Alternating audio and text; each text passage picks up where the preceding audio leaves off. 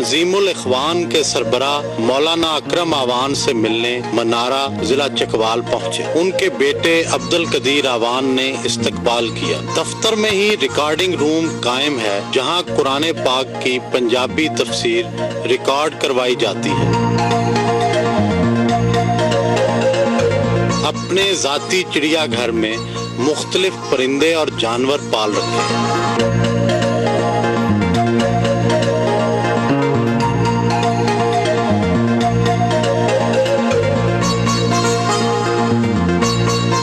دفتر کے اندر ہی عجائب گھر قائم کر رکھا ہے۔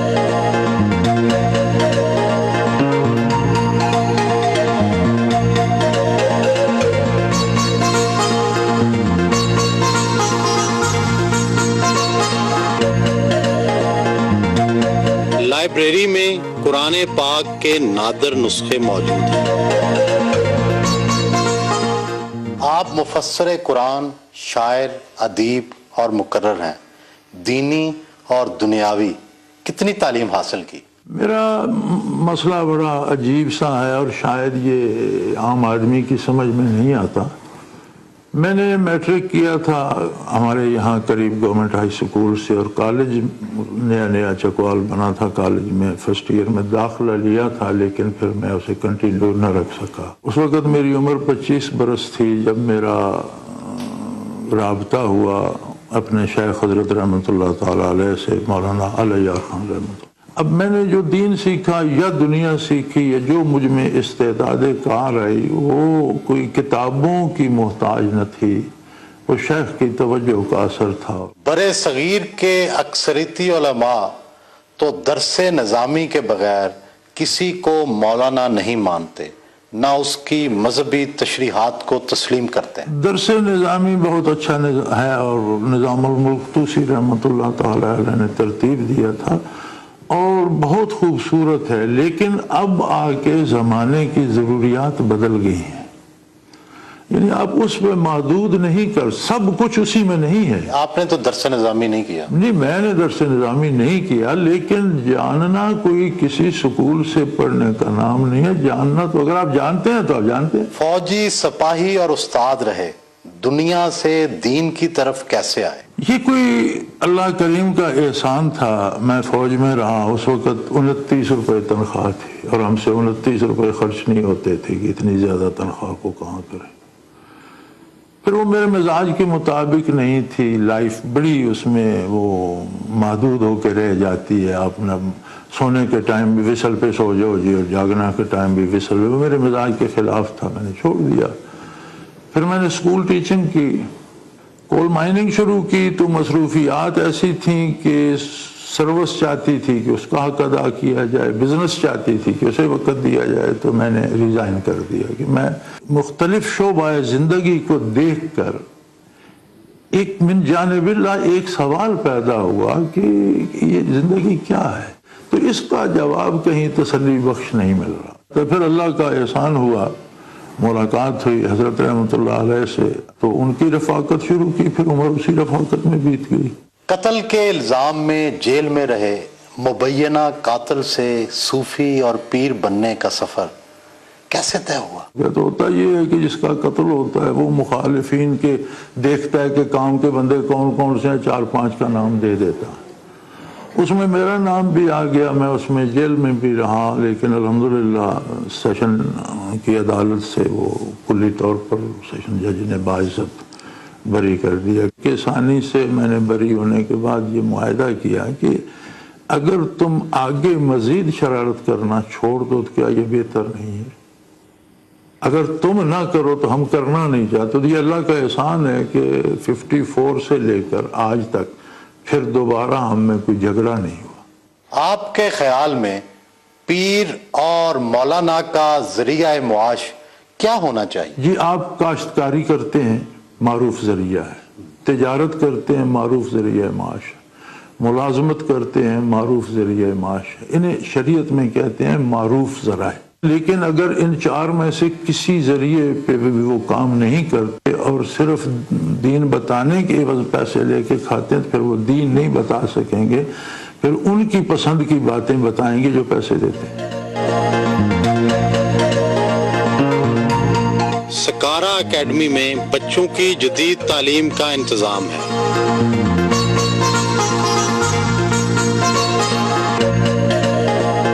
उनकी गाड़ी बुलेट प्रूफ है।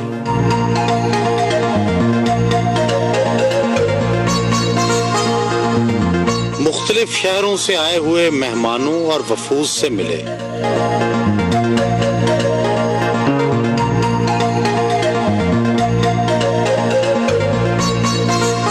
कई लोगों ने उनसे तावीज़ हासिल किए।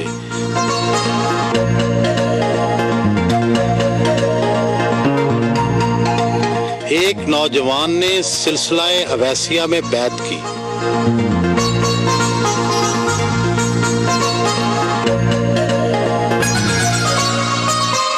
इतनी दूर अफ्तादा जगह पर दुनिया की सबसे महंगी जीप, इसकी कीमत कितनी होगी?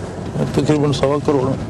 हर किस्म की 8 गाड़ियां भी रखी हैं। मेरा ख्याल है दुनिया में कोई ऐसी गाड़ी नहीं बनी जो मैंने रखी ना हो। सूफिया का तरीक तो बहुत सादगी और फकर रहा है, लेकिन आपकी शहाना गाड़ी, महंगी घड़ी, कुछ तजाद सा लगता है। ये तजाद नहीं है, ये बात अल्लाह के दिए हुए वसाइल की है। सूफी में तकल्लुफ नहीं होता। अब अगर अल्लाह ने मुझे वसाइल दे रखे और मैं खामखा मैले कपड़े और कम कीमत घड़ी और कम कीमत गाड़ी रखूं तो ये तो मुनाफिकत होगी। कोयले की कान का दौरा करने आए।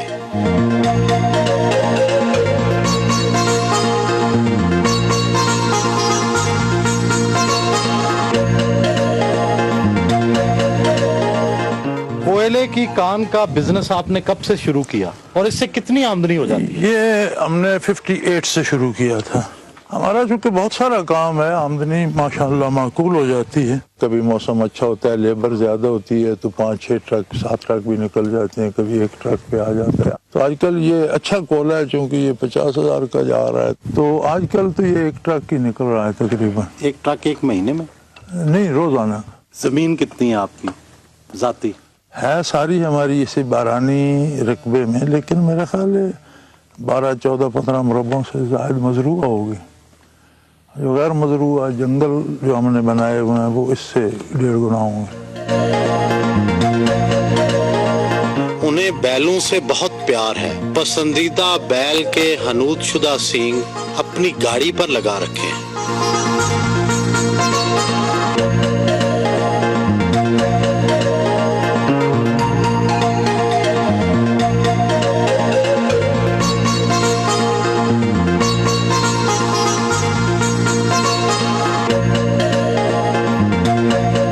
अपनी फसलों और बाग को देखने जर्री डेरे पर आए। आपकी ज्यादातर जमीन मौरूसी है या आपने खरीदी है? मौरूसी भी है अल्हम्दुलिल्लाह और खरीदी भी है। कोई नया फल उगाया आपने, कोई सब्जी का नया तजर्बा किया यहाँ पर? जी, हम इस मामले में काफ़ी एडवांस टेक्नोलॉजी पे काम करते रहते हैं। ये हम जैतून का तजर्बा कर रहे हैं। ये 2-3 दरख्त जो हैं ये अब कामयाब हो गए हैं, तो इसका मतलब है कि इस यहाँ बाग लगाया जा सकता है। जरी जमीन से कितनी आमदनी हो जाती होगी? जरी जमीन से हमारी इतनी आमदनी हो जाती है कि ये सारे इदारे का साल भर का जो गल्ला है वो हमारा अपना होता है। नकद हम बेचते नहीं।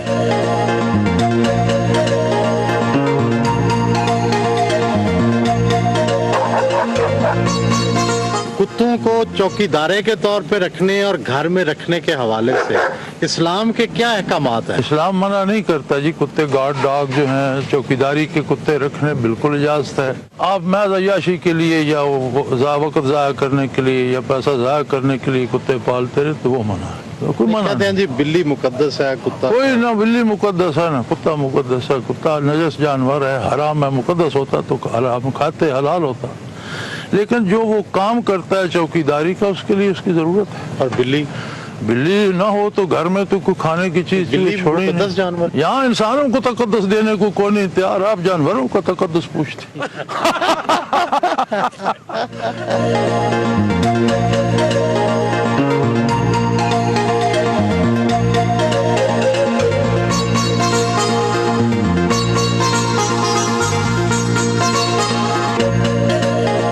उनका निशाना अब भी बहुत अच्छा है।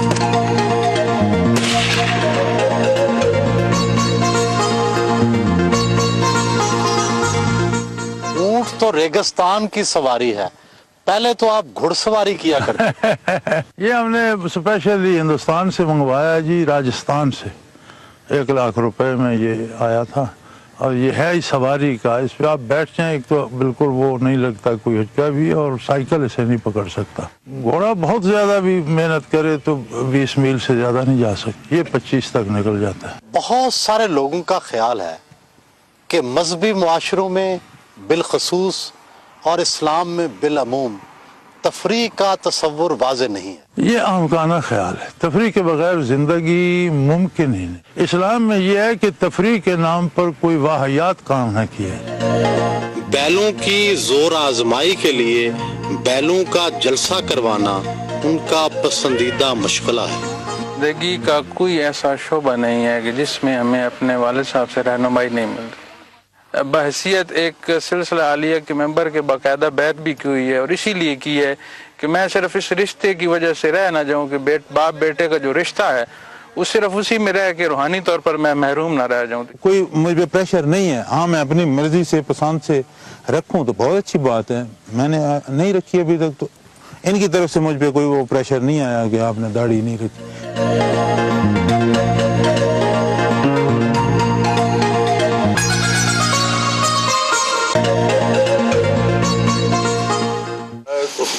لفظ اللہ دل کی گہرائی تک اتر جائے، باہر نکلے خارج ہو تو روح کی چوٹ۔ جدید دنیا میں تو ادویات کے بغیر علاج کا تصور تک نہیں کیا جا سکتا، دم، تعویذ اور روحانیات سے کیا دل کے امراض اور کینسر کا علاج کیا جا سکتا ہے؟ روحانی طور پر یہ توجہ سے یا ایک آدمی کے ہاتھ سے جو لکھا جاتا ہے اس میں جو اللہ کی رحمت یا برکت ہوتی ہے، اس سے علاج ممکن ہے۔ یہ تو آپ کے معجزات میں سے تھا کہ تلوار لگی، آنکھ نکل گئی، حضور نے واپس رکھ دی، آنکھ مبارک سے درست ہو گئی۔ اب اسے میڈیکل سائنس تو نہیں اس کی توجیہ کر سکتی۔ کیا کبھی کینسر کے کسی لا علاج مریض کو ٹھیک کیا؟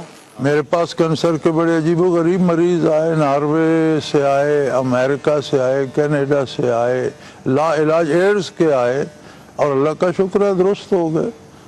ابھی یہاں آپ کا لاہور کا ایک کیس تھا، تو اسے ڈاکٹروں نے کہا جی پتے کا کینسر تھا، آپ نے آخری سٹیج پہ بتایا، تو یہ بچی زیادہ سے زیادہ 3 مہینے یا 4 مہینے زندہ رہ سکتی ہے۔ میرے پاس آئے، انہوں نے نقش پینے شروع کیے، اب میرا خیال ہے 4تھا سال جا رہا ہے، شی از فٹ۔ آپ کے سلسلہ طریقت میں کشف کو مانا جاتا ہے، کیا آپ کو خود کبھی ذاتی طور پر مردوں سے بات اور جنت کی سیر کرنے کا اتفاق ہوا ہے؟ میری تو زندگی اس میں گزر گئی، اور ہمارے شعبے میں تو اس کی بہت ہم تو تربیت لیتے ہیں، تعلیمات حاصل کرتے ہیں، برکات لیتے ہیں عالم روحانیت سے، ارواح سے، اور ہمارے سلسلے میں تو یہ عام ہے، نسبت ہی ویسی ہے جو غیبانہ برکات نصیب ہوتی ہیں، اور ہم تو اسے کوئی ایسی نایاب چیز نہیں سمجھتے۔ یہاں تو بچوں کو، بیویوں کو بھی ہوتا ہے، کوئی ایسی بات نہیں۔ عالم اسلام میں بالعموم اور پاکستان میں بالخصوص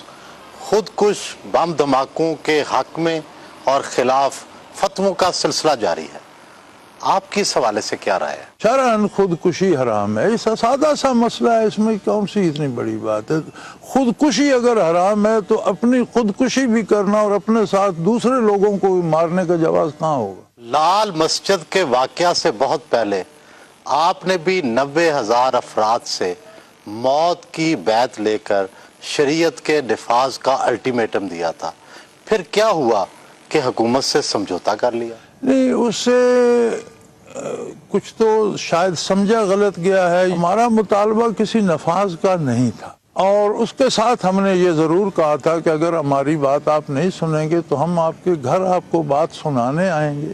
یہ بھی کہا تھا کہ ہمارا ارادہ لڑنے کا نہیں ہے، ہمارے گلے میں تو قرآن مجید ہوگا اور ہاتھ میں تسبیح ہوگی، لیکن ہمیں مجبور کیا گیا تو پھر ہمیں شاید بندوق چھیننا بھی آتی ہے اور چلانا بھی آتی ہے۔ سمجھوتے کی بات نہیں تھی، حکومت نے یہ مہربانی کی، مرکز کے منسٹر بھیج دیے، سیکرٹری بھیج دیے، بھی آپ بات کریں جو کرنا چاہتے ہیں۔ اور اس میں سے ہم نے بنیاد رکھی تھی کہ آپ اگر بین الاقوامی طور پر مجبور بھی ہیں تو ڈومیسٹک سسٹم جو ہے اسے بلا سودی کر. تو کیا حکومت نے پھر آپ کی بات مان لی؟ اس وقت تارڑ صاحب پریزیڈنٹ تھے, وہ خود بھی تشریف لائے, حکومت اس میں انوالو ہوئی, پھر وہ طے ہوا, پھر بینکنگ کے لوگ بلائے گئے, پھر اس کے ساتھ یہ آ گیا آپ کا 9/11 اور افغان وار, اور اس میں ڈیلے ہو گئی. لیکن بہرحال اس کے بعد گورنمنٹ نے وہاں سے ابتدا تو کی, بلا سود بینکاری کی اجازت دی. شروع میں ایک بینک بنا, پھر اب میرے خیال ہے ہر بینک میں, یعنی وہ دوسرا نظام بند نہ ہوا لیکن ساتھ اس کی اجازت تو ہو گئی. آپ کے ماننے والے تو ہر طرف ہیں. دو بڑے حنفی مکاتب فکر دیوبندی اور بریلوی میں آپ کا جھکاؤ کس طرف؟ جو دیوبند سے پڑھتا ہے وہ دیوبندی لکھ دیتا ہے, جو بریلی سے پڑھتا ہے وہ بریلوی لکھ دیتا ہے. یہ کوئی فرقے نہیں ہے. اگر ہم اس کا انتخاب کریں نا جی, تو عقیدہ دیوبندیوں کا اور عقیدت بریلویوں کی, یہ دونوں چیزیں مل جائیں تو بہت مزیدار کام بن جاتا ہے. بے نظیر بھٹو حکومت کے خلاف ہونے والی فوجی سازش میں آپ کے متاثرین بھی شامل تھے. کیا انہوں نے آپ سے مشورہ کیا تھا؟ ان لوگوں کی ملاقات تھی ہم سے, لیکن وہ مرید تھے حافظ اقبال صاحب کے, وہ مدینہ منورہ میں. لیکن مجھ سے اس بات کا انہوں نے, اس پہ حکومت نے بڑا وہ تفتیش بھی کی, انکوائری بھی ہوئی, لیکن وہ اس بات نے مجھ پہ, اور مجھ سے اگر بات کرتے تو میں انہیں سمجھاتا کہ یہ جو آپ کرنے چلے ہیں یہ نہ کرنے کا کام ہے, یہ نہ کریں. چند افراد کا جمع ہو کر بندے مار دینا یہ محض تخریب کاری ہو سکتی ہے, اس سے حکومتیں تبدیل نہیں ہوتی. آپ نے پاکستان کے سیاسی نظام کی اصلاح کے لیے تنظیم الاخوان کی بنیاد رکھی, لیکن کوئی بہت بڑی سیاسی کامیابی نہ مل سکی. وجہ کیا ہے؟ اس کی وجہ یہ ہے کہ یہ جو موجودہ سیاسی سسٹم ہے اس میں ہم داخل ہوئے ہی نہیں, کسی الیکشن میں ہم گئے ہی نہیں. ہم نے جو اپنے لیے شعبہ چنا, ایک کام ہو رہا ہے آلریڈی اور بے شمار لوگ کر رہے ہیں, آپ بھی اس میں شامل ہو گئے اور وہی کرتے رہے تو اس سے قوم کا کیا بھلا ہوگا یا کسی کا کیا فائدہ. میں سمجھتا ہوں کہ یہ ایک تنظیم منظم طور پر ایک خاموش تبدیلی آ رہی ہے جو بہت خوش آئند ہے, اور ایک وقت آئے گا کہ آپ دیکھیں گے کہ یہاں صحیح کام کرنے والوں کی ایک اکثریت ہو جائے گی. 73 سال عمر ہو گئی, زندگی کی سب سے بڑی کامیابی کیا سمجھتے ہیں؟